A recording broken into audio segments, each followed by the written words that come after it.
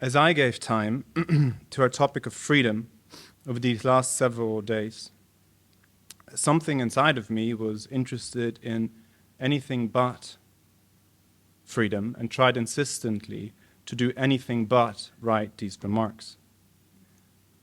See, the topic of freedom for me is so intimate.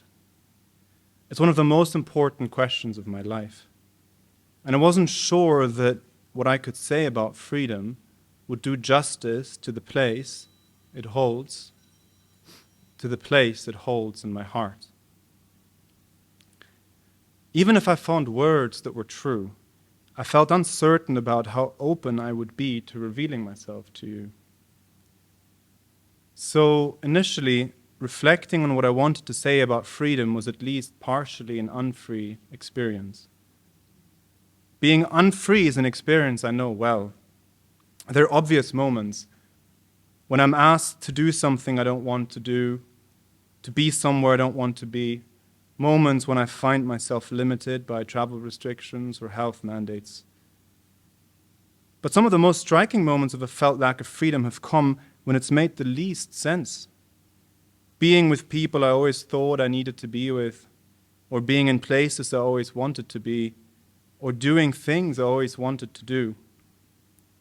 When I had fulfilled all the conditions I thought were necessary, but still found freedom deeply lacking.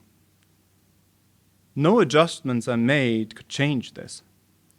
I had almost unlimited freedom in the world to go where I wanted, be with who I wanted, purchase what I wanted. But none of these freedoms actually addressed the dissatisfaction of this deeper lack of freedom. The poet Basho summed it up nicely when he wrote, "Though in Kyoto, I long for Kyoto." Just as I was leaving my apartment to board the plane to England, and then again in a chat that we had today, I glanced at Viktor Frankl's Man's Search for Meaning lying on my desk. I was hit by the striking difference to my own life story. The first part of the book tells of some of the most heinous ways human beings have ever tried to take freedom from one another. The concentration camps of Nazi Germany. And yet, Frankl tells of people who retain a sense of dignity, of freedom, in the middle of the worst conditions imaginable. What does this say about true freedom? Juxtapositions like these led me to devote myself to the topic more deeply, studying its philosophical foundations. I signed up for a PhD and chose to focus on the nature of infinity, hoping that by studying the unbounded, the unlimited, the unconstrained, I would find some clues about where to turn. I came across great writings from philosophers like Hegel, who wrote that the finitude of the finite is its infinity. I became well versed in language like this, gave a course to undergraduates, and spoke earnestly to friends about it, hoping that the theoretical knowledge I had gathered would somehow penetrate and reveal a deeper freedom inside of me. I spent a lot of the time striving to reach some valley on the other side of some hill, but freedom remained elusive. The underlying experience that surrounded the search for freedom often came in the form of longing, a longing for a place I wasn't sure how to get to.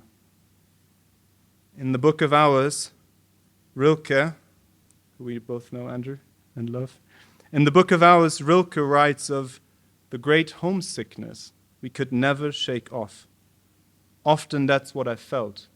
I'm homesick for freedom.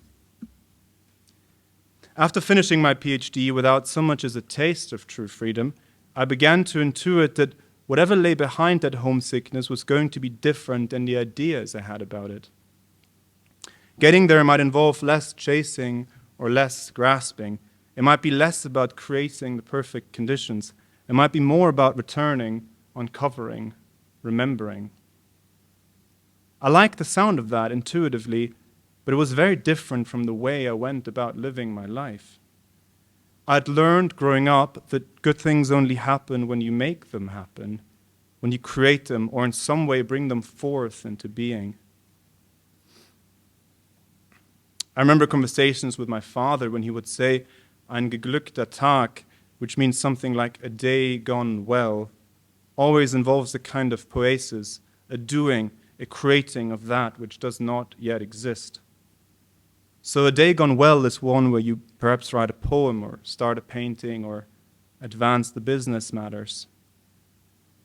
But how could such creating be squared with letting go and uncovering? I can now confidently tell you that I don't know for sure. But I have been exploring, and I can say that the experience of freedom is one of the most nourishing and satisfying things I've ever felt. And that leads me to our time together here. My wish for us is that we jump in and explore freedom together. The freedom to share and listen from the heart. The freedom to go to our rooms and close the door. The freedom to attend a talk and be touched by what is possible or by what is absent. The freedom to make new friends or reconnect with old ones. The freedom to open to what we don't yet know. Thank you all for being here. I'm excited to discover together with each of you what is to come.